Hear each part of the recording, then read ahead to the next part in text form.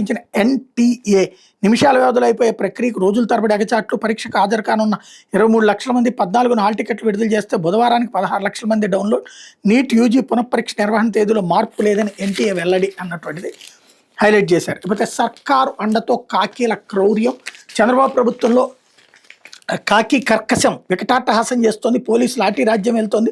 ఒక్క మాటలో చెప్పాలంటే పోలీసు థర్డ్ డిగ్రీ రాష్ట్రాన్ని శాసిస్తోంది, రక్షకభట్ నిలయాలు మానవ వధశాలలుగా మారుతున్నాయి. చంద్రబాబు అండదండలతో టీడీపీ వీర విధేయ ఐపీఎస్లు రెచ్చిపోయి అరాచకం ప్రదర్శిస్తున్నారు. రోజులు నెలల తరబడి యువకులను అక్రమంగా నిర్బంధించి చిత్రహింసలకు గురి చేస్తూ వాళ్ళ పాలిట పోలీసులు ఎమకెంకర్లుగా మారుతున్నారు.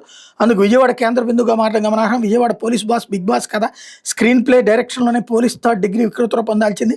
విజయవాడ పోలీసులు కాపు యువకుడు గాదె సాయికృష్ణ చిత్రహింసలు గురి చేసి కనుమరుగు చేసిన ఉదంతో సంచలనంగా మారగా, అంతలోని విజయవాడ పోలీసులు నెలల తరబడి చిత్రహింసలు గురి చేయడంతో పోగు క్రాంతి కుమార్ అని దళిత యువకుడు ఆత్మహత్యకు పాల్పడిన ఉదంతో వెలుగు చూడటం కలకలం రేపుతోంది అన్నటువంటి వార్తని హైలైట్ చేశారు. ఇకపోతే